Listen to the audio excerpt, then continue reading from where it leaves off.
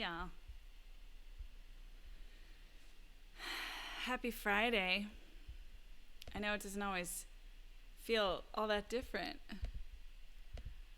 Just getting set up so we can stream everywhere all at once.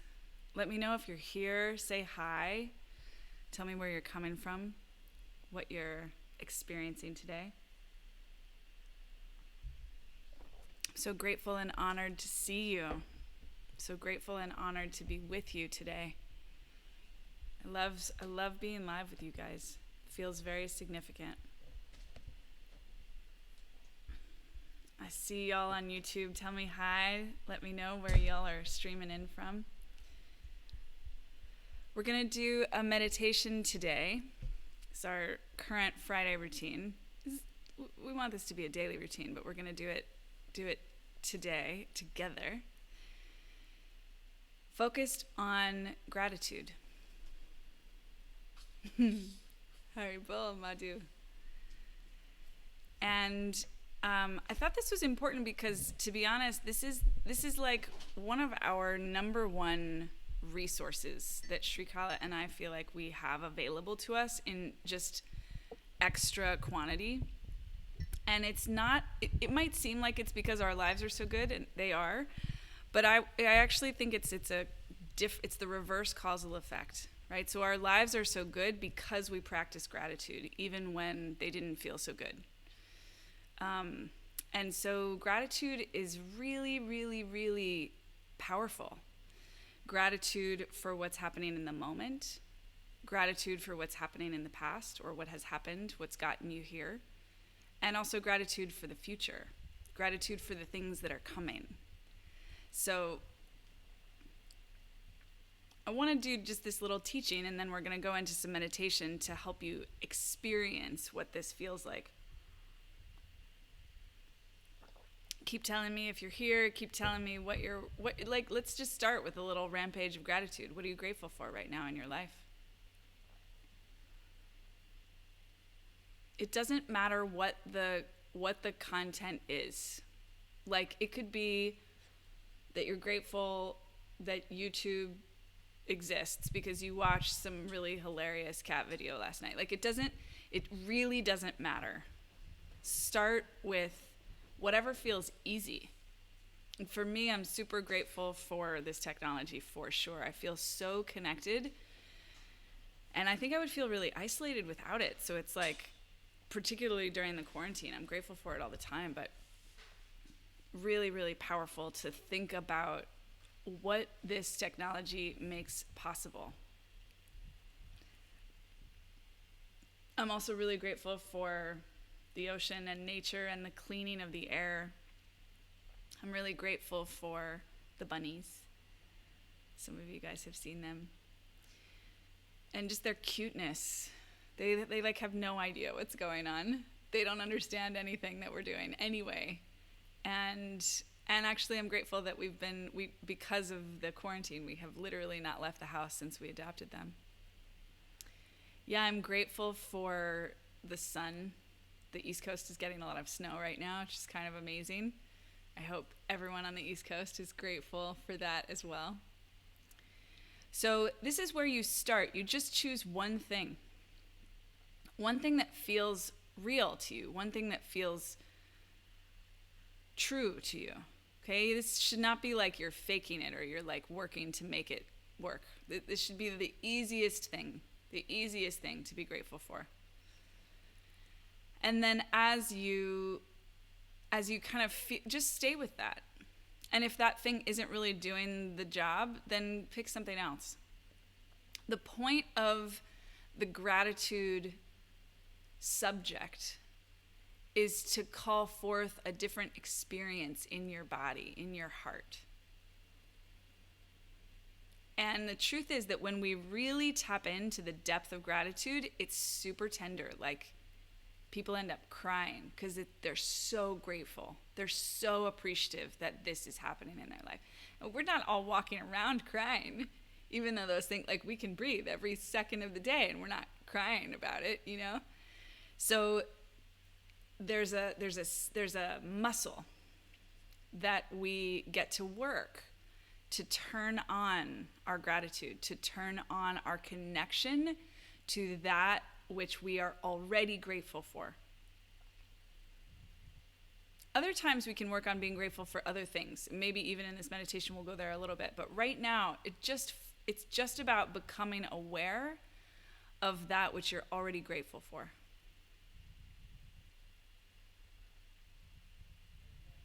And breathing into that feeling, breathing into that experience.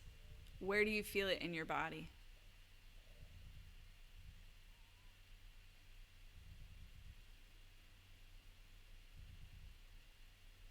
Yeah, be grateful for the bees. Be grateful for the time. Be grateful for the garden. For artichokes. Be grateful for the mantra. Be grateful for your loved ones. Be grateful for your health. Right? This is where we start. You know what? I'm just getting called. I think this is going to be a pulsing meditation. So just take a moment wherever you are and come into whatever posture feels good to you for meditation today. You guys know I love to close my eyes, so if you want to join me with that, great. But let there be a marker, right? That whatever it is that you were doing just a moment ago, you're now turning inward just a little bit more and go deeper into that sensation of gratitude.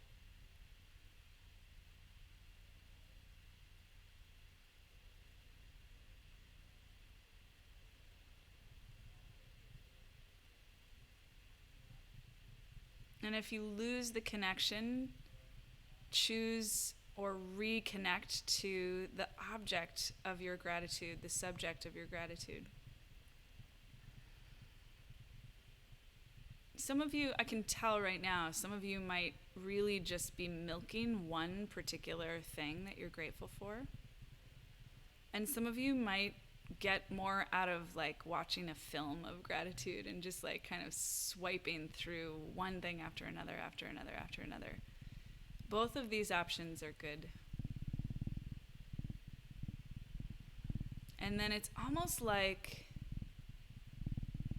you catch a wave of sensation. And once you're on the wave of sensation, you can let go of the grip on the thing itself and just ride the wave of the feeling of gratitude in your body.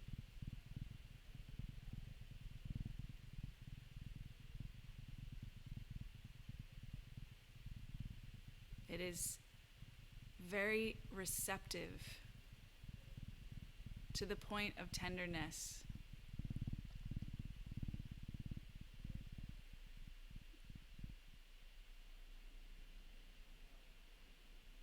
There's a kind of awe,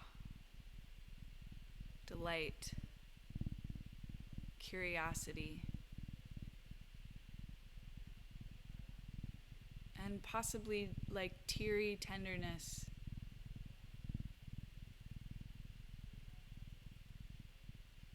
And trust whatever it is for you.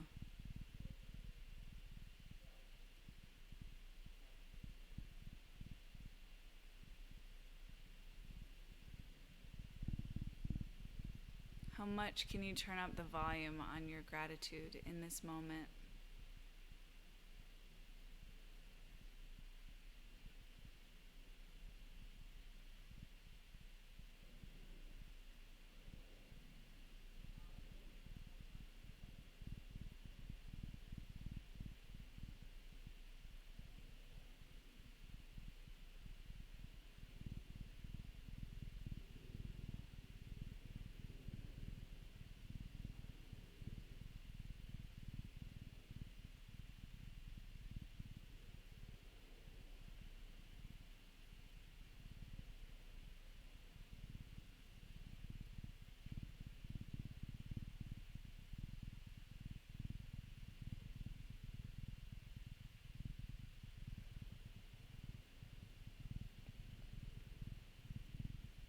This should feel really good, should feel really easy, should feel really sweet.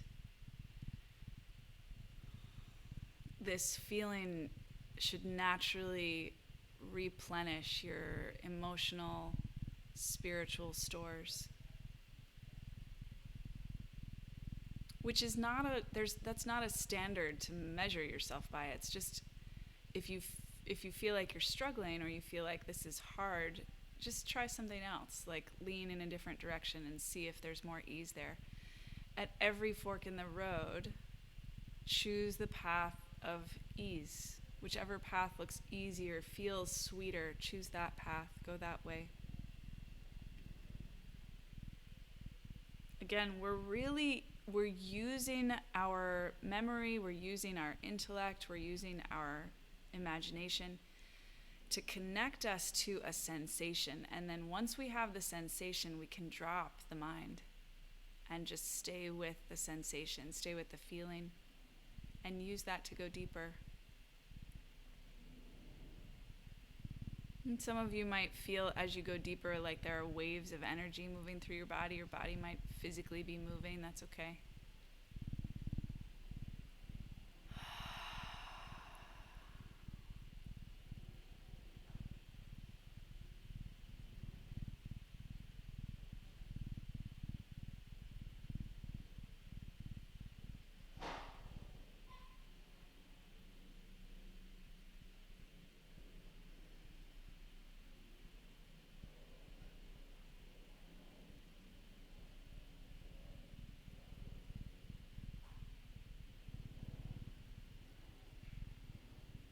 Turn up the volume on your experience and let it bring you back to the surface.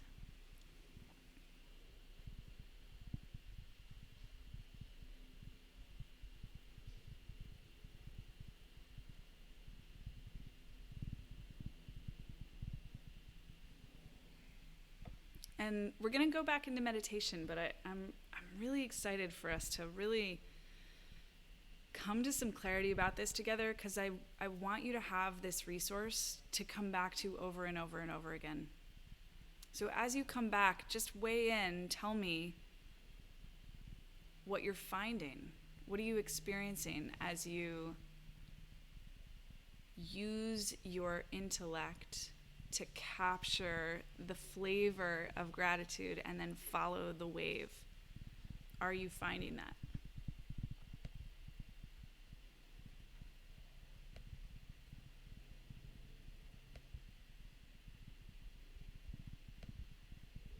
This is also a really powerful time to just notice if you lose it.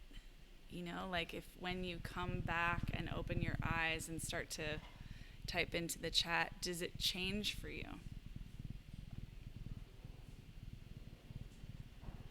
Just noticing. It's fine if it does. It's fine if it doesn't. Teresa, welcome. So we're going to try again. Just same thing, but just do it again together. And if anybody has any questions or wants a little extra support before we go in, let me know. Based on your experience with the first meditation, which was that was like 5 minutes. Do you need any clarification?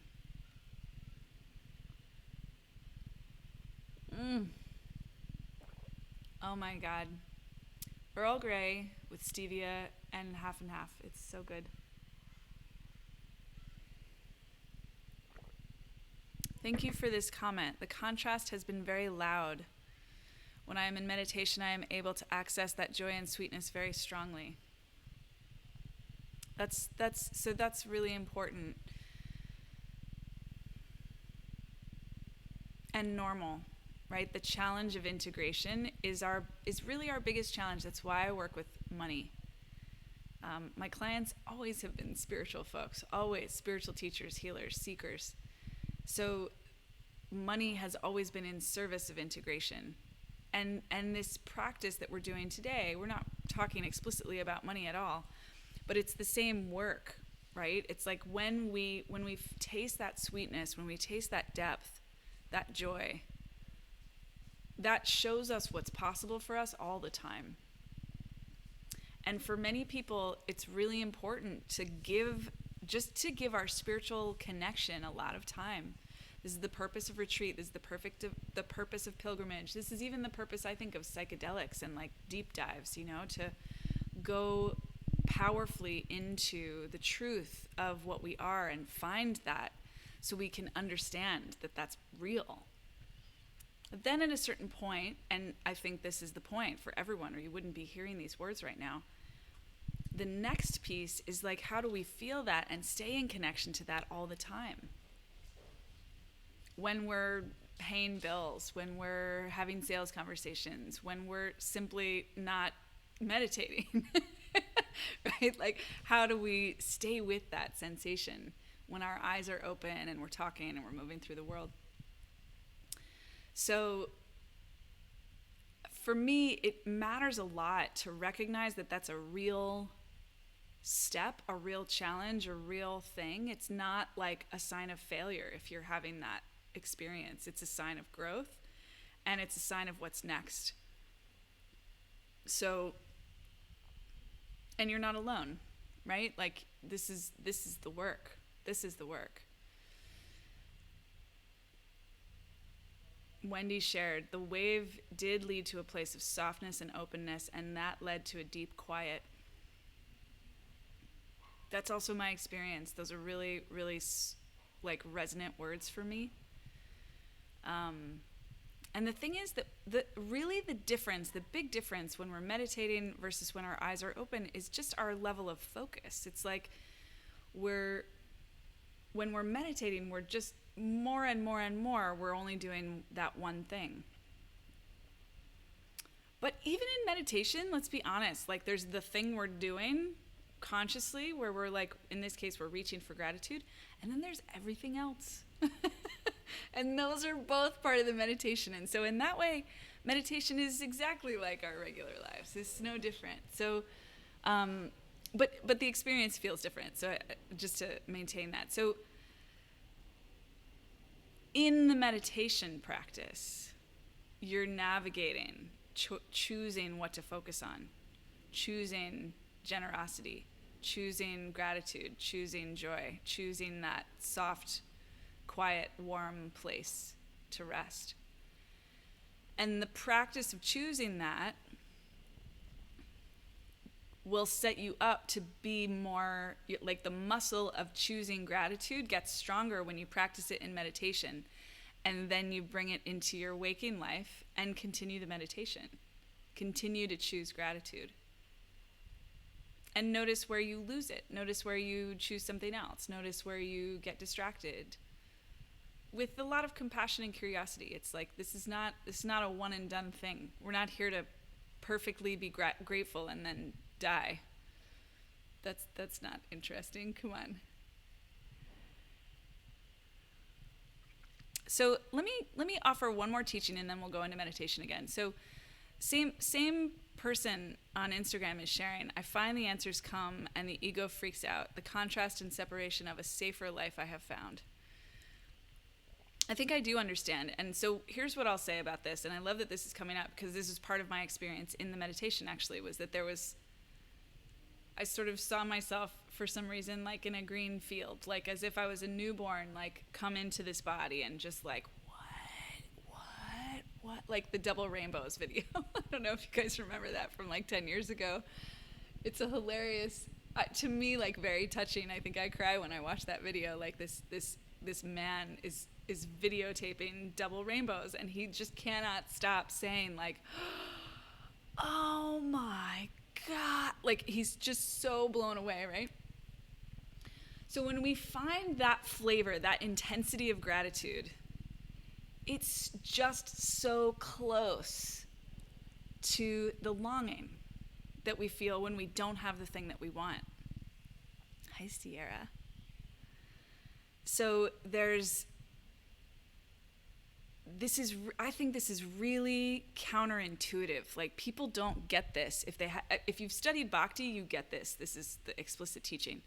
But if you haven't studied it, and even if you're just starting to study, it's very counterintuitive that actually the feeling, so let me just give the extreme example. If you go to the opposite side of things, I spoke to a friend last night who is falling in love with someone right now while we're in quarantine.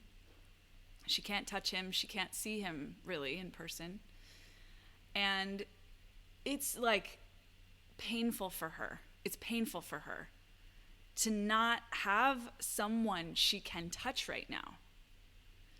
And I mean, I've been grateful for Shri this whole time. Here we are. I'm like pretty fulfilled and satisfied in my relationship with him. I don't need a whole lot of other people in order to get my needs met, my sort of just like basic human needs.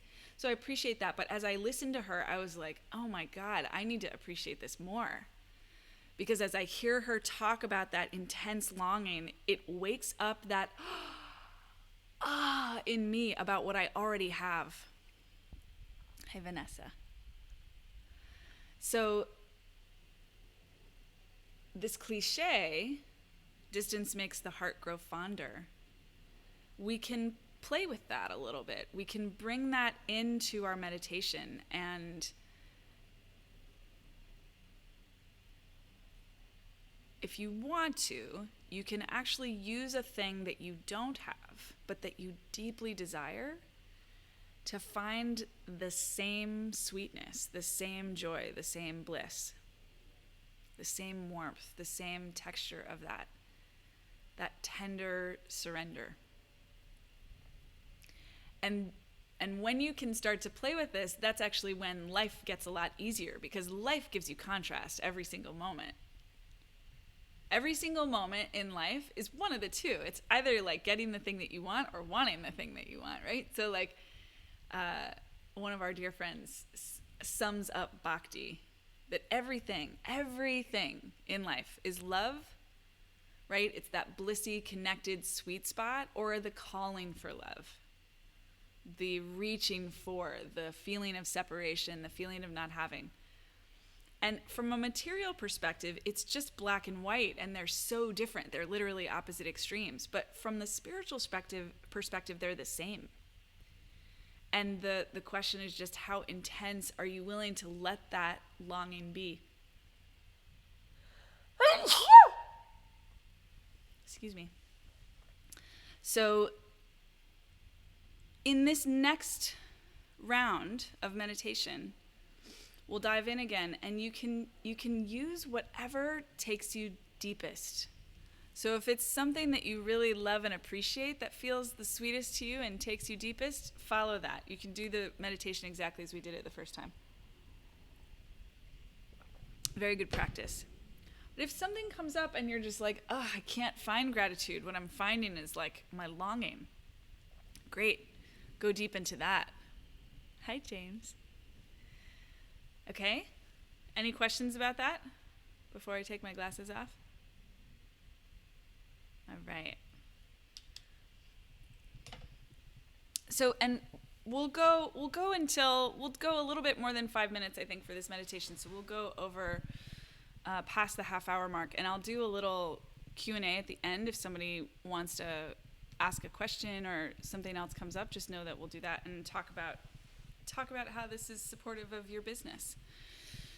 So come into your meditation posture again, whatever that is for you. For me, it's really just like sitting up, being relaxed, and closing my eyes. It's very simple. That's my favorite. As soon as I do that, I'm in. It's like a spaceship.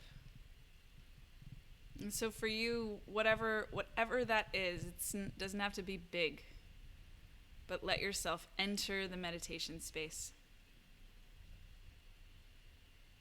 And reach for that feeling of gratitude. And if it helps you to choose something that you're grateful for, fantastic. Do that. And if it helps you to choose to like swipe through an entire encyclopedia of things that you're grateful for, like full rampage style, that works too.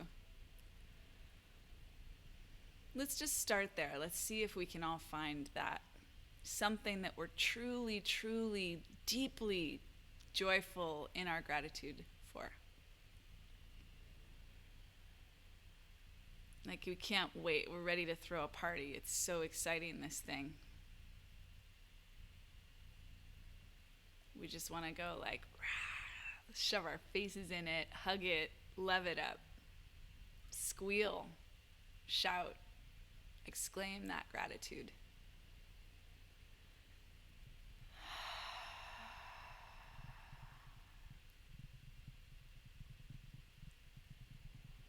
And let that gratitude take you to that very open, tender place of those fresh eyes, that sense of possibility, the sweetness, the warmth, the rest that's possible here.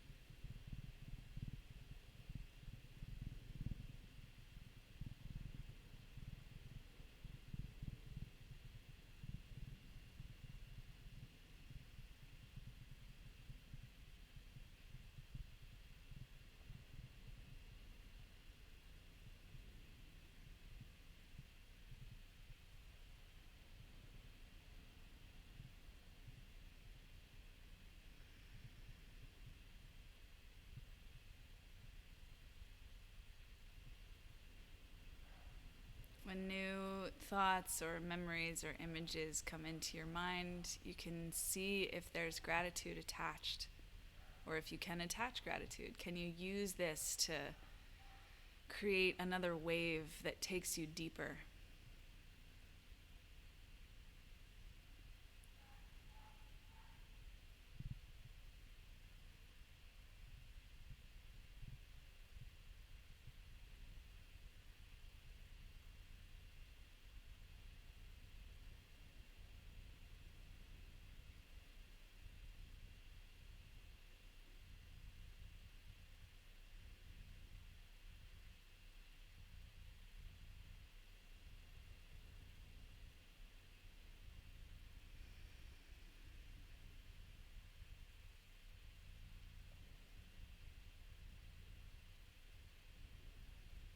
And you can keep doing the meditation just like this if you want to. Resting in your sweet resting place, or continuing to cultivate gratitude. Those of you that want to try this other strategy, then you can continue to listen to me and just see what you find. So here is where we use scarcity to find that same place of gratitude. So in this, we choose something that we want and don't have, particularly if it's something we really, really want. In this case, the more intense it is, actually in both, the more intense it is, the better, the stronger the wave. So maybe it's a new client, maybe it's a lover, maybe it's a deeper clarity about your business or a deeper connection with God, a sense of fulfillment. What is something that you're reaching for and it just feels out of reach?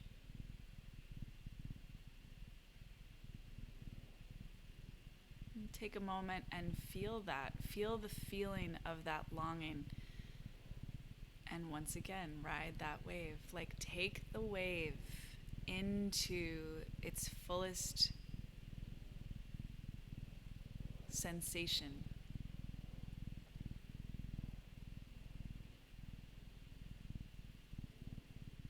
And what you will find is that these seemingly very different approaches take you to the same place, because both are about your relationship with God, the divine source. your love is your gratitude, and your calling for love are all the things that you want and haven't gotten yet. And at the heart, at the essence, it doesn't matter which path you take, they both take you there. They both take you into the arms of the beloved. They both take you into the lap of love.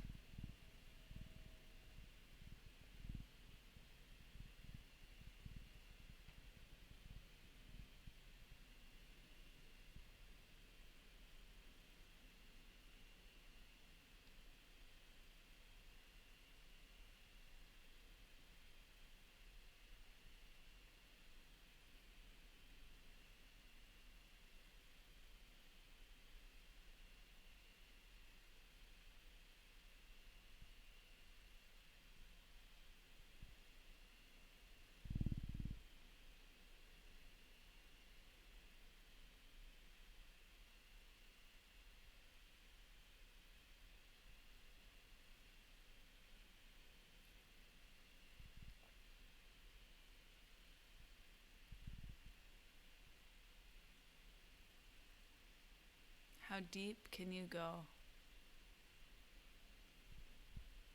How long can you ride this wave? How much can you milk it?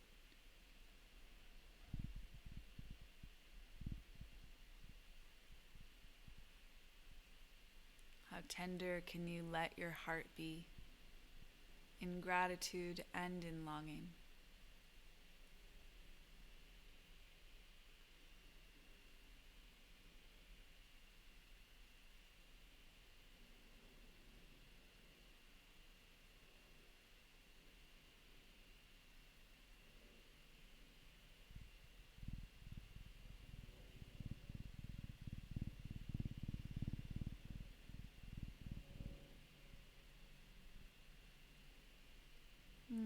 Play with the transition as we shift back into open eyes. What does it feel like to come back? And if you feel like you lose part of your state, like just go right back into meditation. Close your eyes again.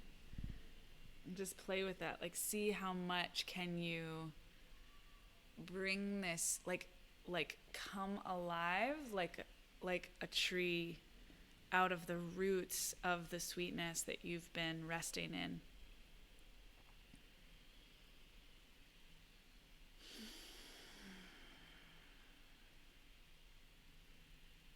Can you still feel it?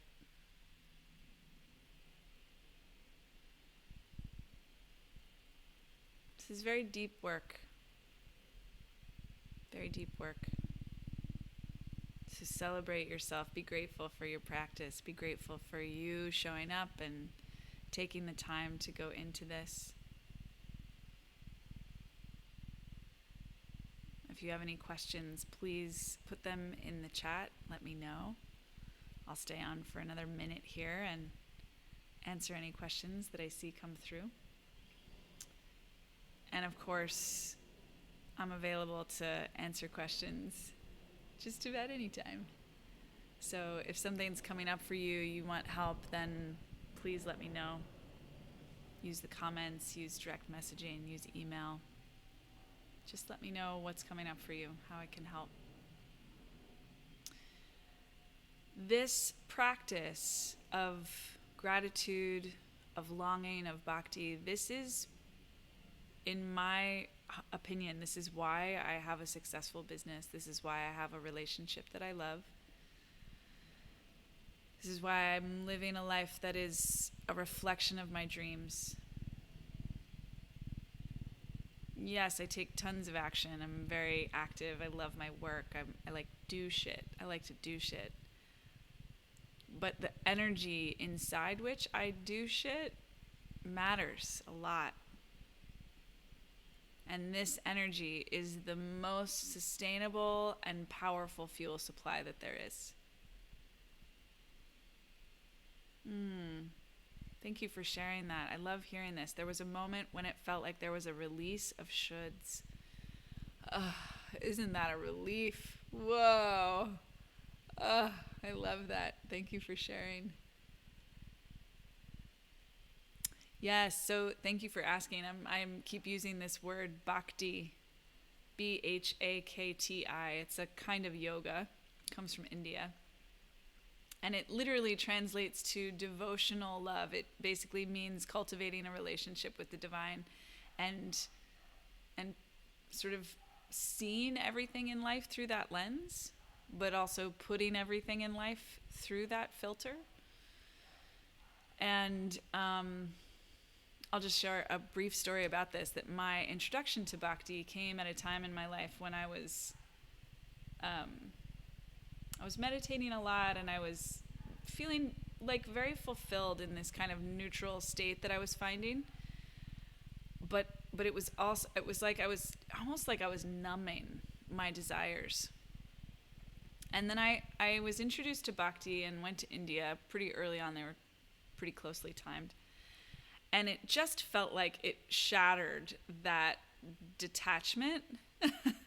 Like I was like, oh my God, I'm like a hungry animal. I'm starving for love. I want so much love all the time. It's like, it was very, very intense.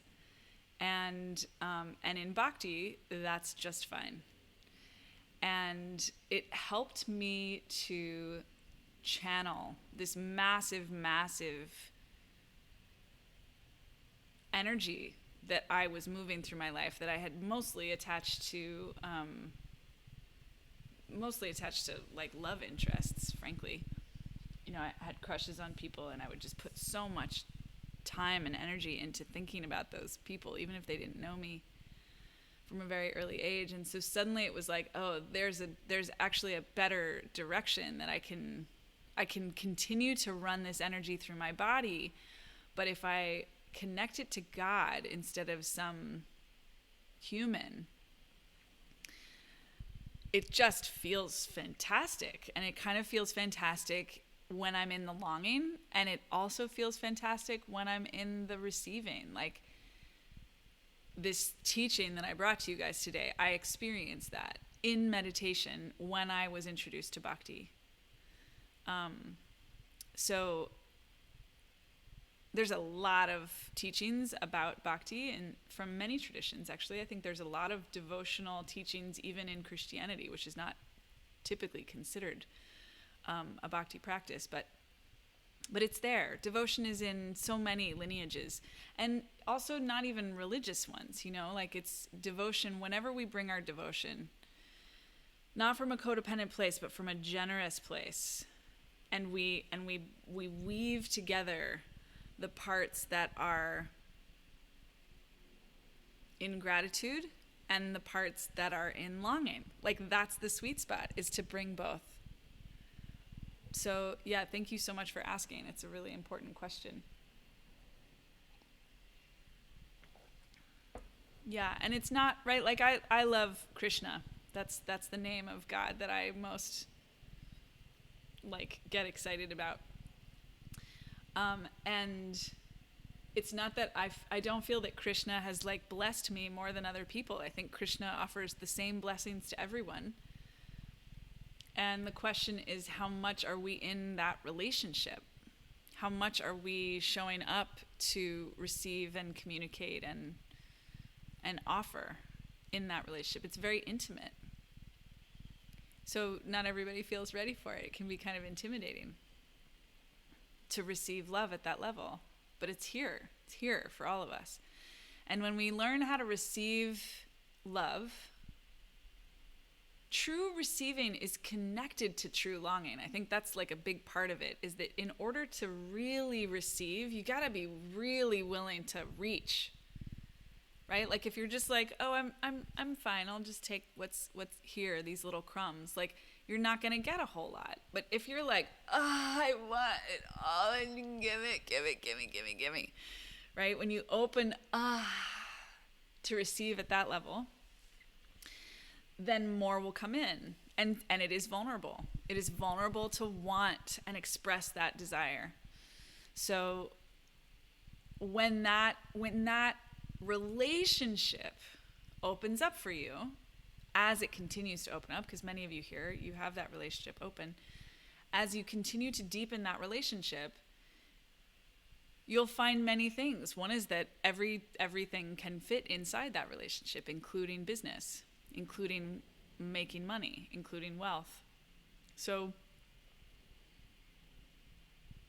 there's so much more to talk about here.